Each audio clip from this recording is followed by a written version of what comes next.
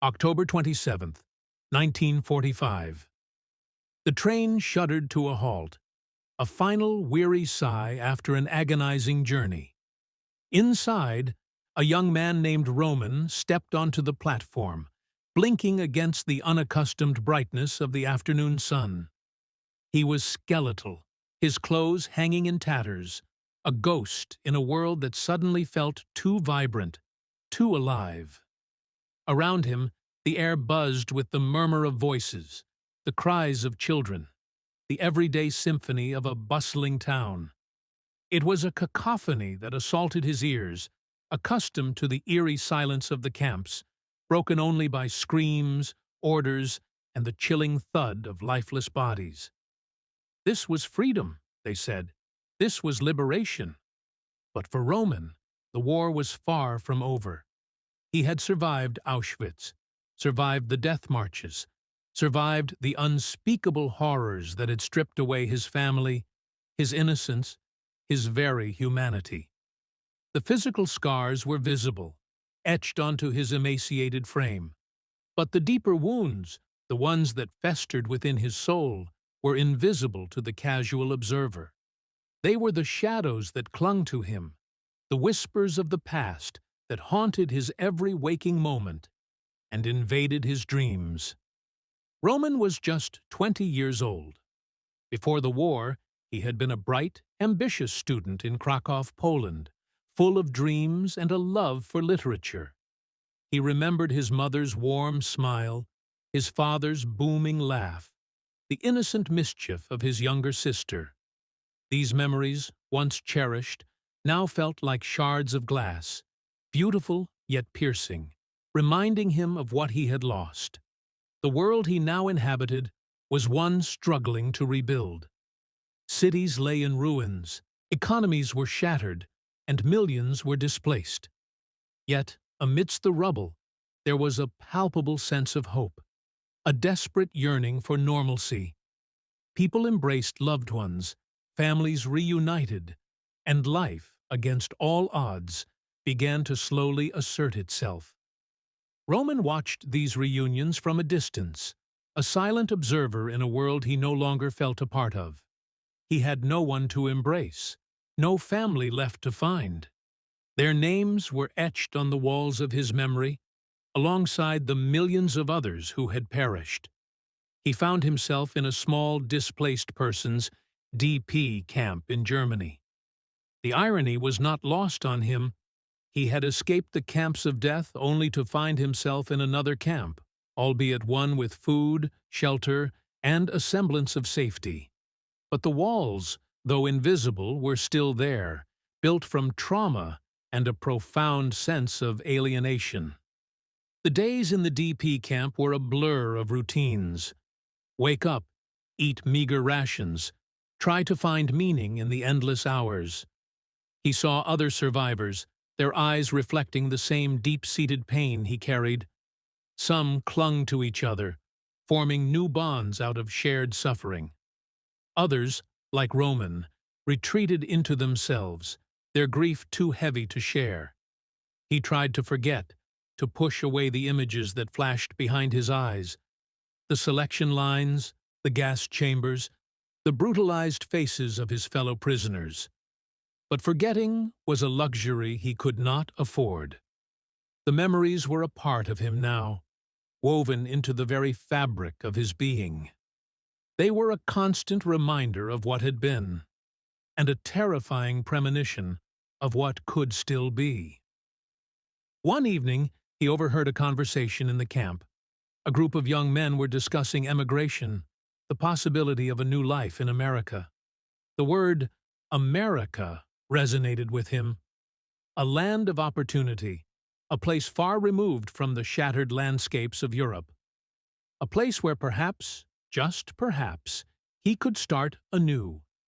The idea, initially a fleeting thought, began to take root. He knew it wouldn't be easy. He spoke little English, had no money, and carried a past that would forever define him. But the alternative, remaining in a continent steeped in so much pain, felt unbearable. He applied for a visa, a long and arduous process for a displaced person with no official documents.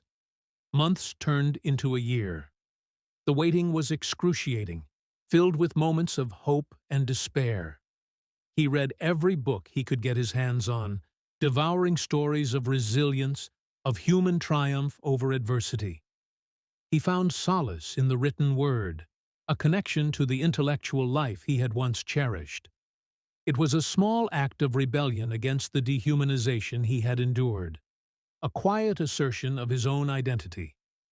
Finally, in June 1947, Roman received the news. His visa had been approved. He was going to America. The journey across the Atlantic was long and turbulent.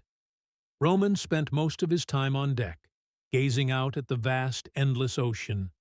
He saw it as a symbolic barrier, separating him from the past, carrying him towards an uncertain future. When the Statue of Liberty finally appeared on the horizon, a beacon of hope against the morning sky, a lump formed in his throat. Tears, which he hadn't allowed himself to shed for years, welled up in his eyes. He arrived in New York City, a bustling metropolis that overwhelmed his senses. The sheer scale of it, the towering buildings, the endless stream of cars, the cacophony of different languages. It was a world away from anything he had ever known. He was processed at Ellis Island, another step in the bureaucratic labyrinth of his new life. His initial days in America were a struggle. He found a small, cramped apartment in a Jewish neighborhood, a community that welcomed him with an understanding that transcended language barriers. Many of them were also immigrants, some even survivors, and they recognized the silent pain in his eyes. He took odd jobs, washing dishes in restaurants, sweeping floors, anything to earn a few dollars. His command of English slowly improved, painstakingly learned from textbooks and conversations with kind strangers. But the past continued to assert its dominion. He would wake up in a cold sweat, screaming from nightmares that transported him back to the camps. The smell of smoke, the sound of barking dogs, the guttural shouts of guards. These sensory triggers were everywhere, in the most innocuous of places. A sudden loud noise could send him into a state of panic. A crowded street could trigger an overwhelming sense of claustrophobia. He understood that he couldn't outrun his past. He had to confront it, to integrate it into who he was becoming. He sought out other survivors, finding a fragile solace in shared experiences. They spoke of the camps, not with anger, but with a quiet, profound sadness. They shared stories, not to dwell on the horror, but to bear witness, to ensure that the world would never forget. Roman found a job in a small printing press, a trade that appealed to his love for words. He learned quickly, his meticulous nature and sharp intellect serving him well. The rhythmic hum of the machinery, the smell of ink, the satisfying feel of paper between his fingers, these simple things brought him a sense of calm, a small measure of control in a world that had once felt utterly chaotic. He also found love. Her name was Sarah, a kind and compassionate woman who had lost her own family in the Holocaust. She understood his silences, his moments of withdrawal, the deep sorrow that lay beneath his quiet exterior. She didn't try to fix him. She simply loved him, offering a refuge in a world that had been so cruel. They married in a small ceremony, surrounded by their new community. It was a quiet, hopeful affair, a testament to the enduring power of human connection. They built a modest life together, focused on creating a future that honored the past without being consumed by it. Children came, a boy and a girl. Roman was a devoted father, though his past cast a long shadow over his parenting. He struggled with displaying affection, a consequence of years of emotional starvation.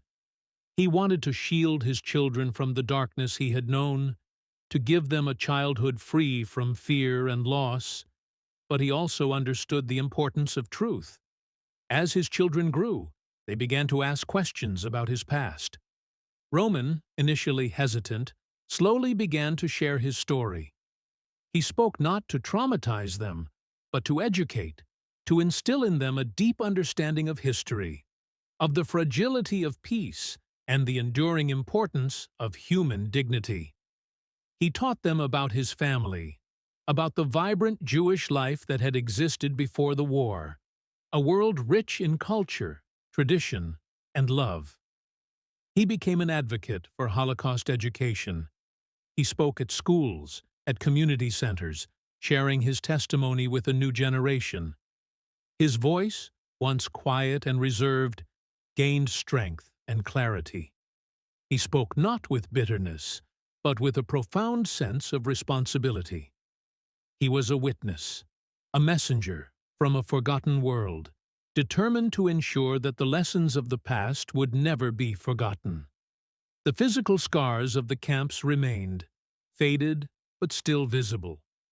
The emotional wounds, though managed, never truly disappeared. He lived with a permanent sense of loss, a gnawing emptiness that no amount of happiness could entirely fill. Yet, he also found joy in the small things. The laughter of his children, the warmth of Sarah's hand in his, the beauty of a sunset, the simple pleasure of reading a good book. Roman understood that true survival wasn't just about enduring the physical torment. It was about reclaiming his life, piece by painful piece. It was about finding purpose in the face of unspeakable tragedy.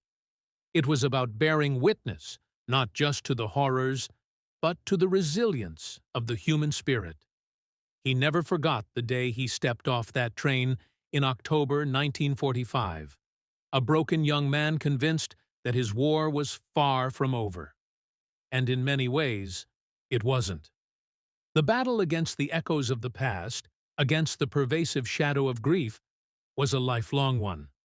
But Roman fought it with courage, with dignity, and with an unwavering commitment to life. He lived a long and meaningful life, a testament to the power of hope and the enduring strength of the human spirit. He built a family, contributed to his community, and became a voice for those who had been silenced. He taught his children and grandchildren the importance of compassion, the dangers of hatred, and the sacred duty to remember.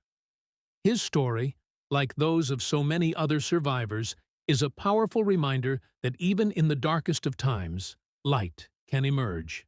It reminds us that humanity, even when pushed to its absolute limits, possesses an extraordinary capacity for resilience, for love, and for hope. Roman's war may have started on a desolate platform in 1945, but through his life, he showed us that the ultimate victory lies not just in surviving, but in living a life that honors those who perished and inspires those who remain.